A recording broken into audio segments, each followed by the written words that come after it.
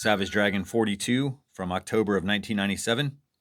This is the Dragon and his team, the SOS, on their first mission in this book, and it turns into more than they can handle. The big blue guy on the cover with his brains exposed is Dark Lord, and he will be the new nemesis for Dragon. And this issue kind of represents a turning point in the series where the stakes have been raised and the adventure gets bigger.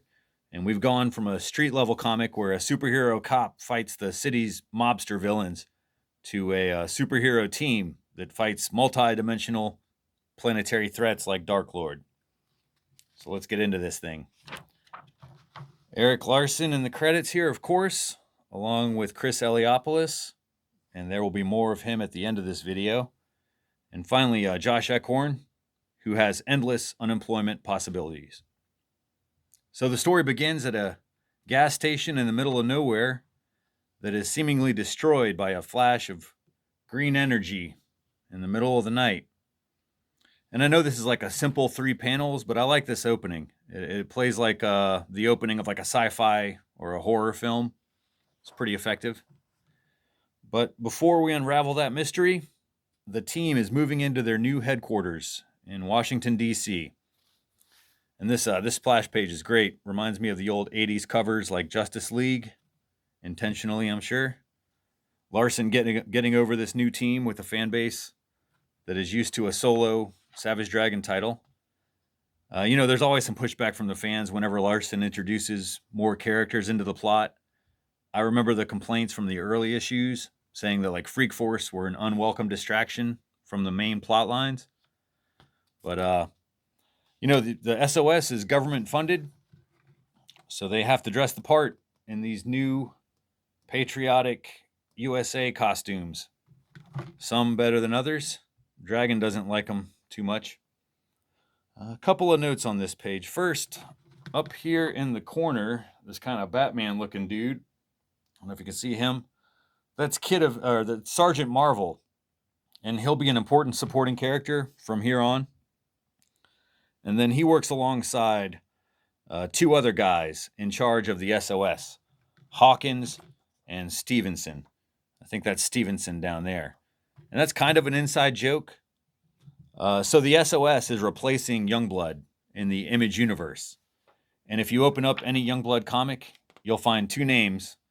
Besides Rob Liefeld, you'll usually see Eric Stevenson and Matt Hawkins. So they basically named these 2 government stooges after the Liefeld editor and his PR guy. And Eric Stevenson should be a familiar name. He's been with Image Comics from the beginning to today, where he's credited as the chief creative officer. So anyway, Stevenson, the character, explains the logistics of the SOS and like the hierarchy of the group and like their strategic locations that they've got and a mode of travel, which is Martian technology recovered from the Mars Attack storyline. So that's right, man. Our heroes are going to be going around in flying saucers. So why not? Oh, yeah, and here's Mace. We haven't seen this dude in a while, but he gets possessed by this leech, which turns him from a drooling idiot getting spoon-fed into a vicious psycho attacking the nurse and busting out of this window of the loony bin.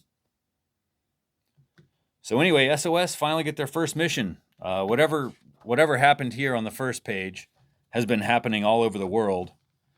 And now some crazy muscled-up freak named Berserker has popped up, and the SOS has to stop him, which they do, thanks to Smasher here, the blonde woman. They show up, and she knocks this dude out. So it turns out this Berserker dude was transported to Earth from another planet, and small sections of Earth are being replaced by this alien world. And so the SOS has figured out where and when this is going to happen next. And so they're going to take a ride to another world. And Jennifer Murphy, Smasher over here, has to go tell her daughter goodbye because she's going to go take a trip and she's not sure when she'll be back. So Larsen is doing some good stuff here, man. Like humanizing this character with some personal stakes, make you care about Jennifer and Angel. even though they're like relatively new to the readers. So, yeah, they send a small team. Looks like 5 here. We got Dragon, Jennifer, Rapture, Rock, and Super Patriot. And I'll spoil the next issue. Kid Avenger is also buried underground here, so he's kind of like a Trojan horse deal. And the team is transported, and they're instantly greeted by Dark Lord, who introduces himself. They didn't have to look long for this guy. I think he knew they were coming. Or Erik Larsen just wanted to streamline this story, because there's a lot that's happened already, and this thing's escalating quickly. So Dark Lord lays out his whole plan, man.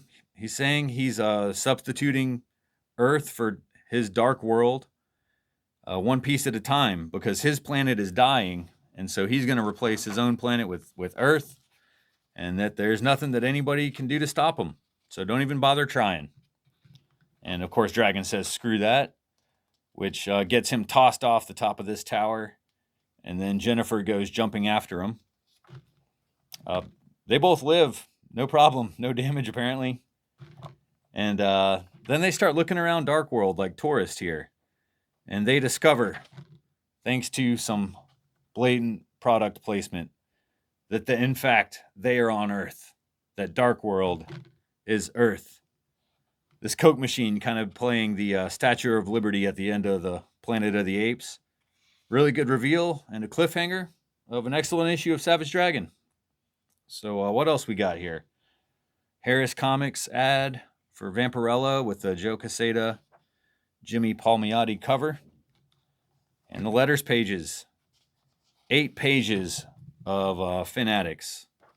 Lots of reaction to issue 40. One of these letters talks about a potential Savage Dragon movie. And I like Larsen's answer about a Savage Dragon movie. He says, to be honest, I have little interest in pursuing a movie. I got into comics to do comics. Despite some fine efforts by a lot of talented people, the Savage Dragon cartoon was very disappointing to me. And I can't conceive of a decent movie being put together with this character. He really works best in the comics. So, end quote. I like that because, I see too many comics created today that are obviously pitching for an adaptation of a film or usually like a Netflix show or something.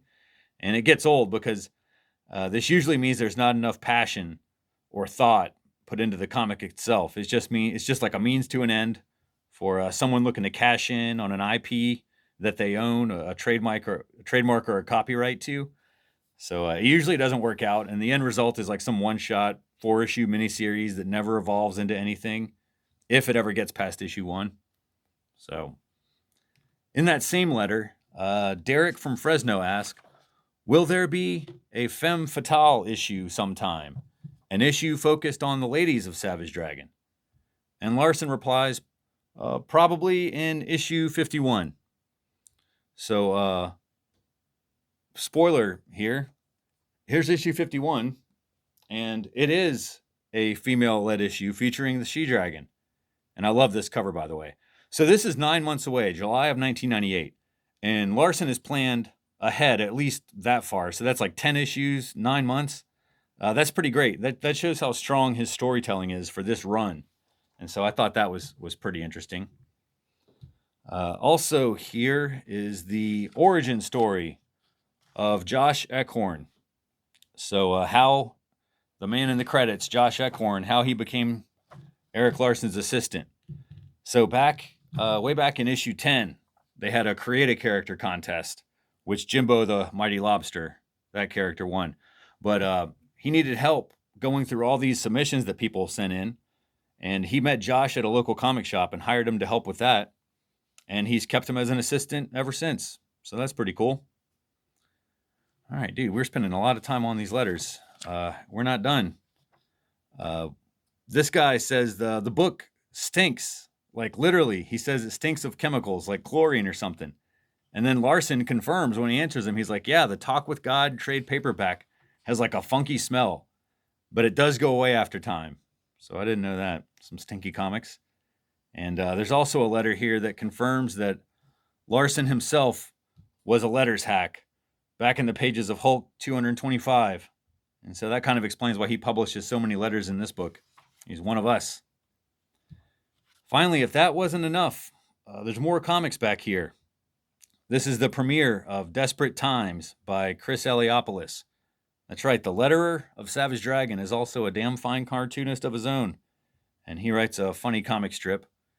And this will become a regular feature in Savage Dragon, and is successful enough to produce a full-length Desperate Times comic later.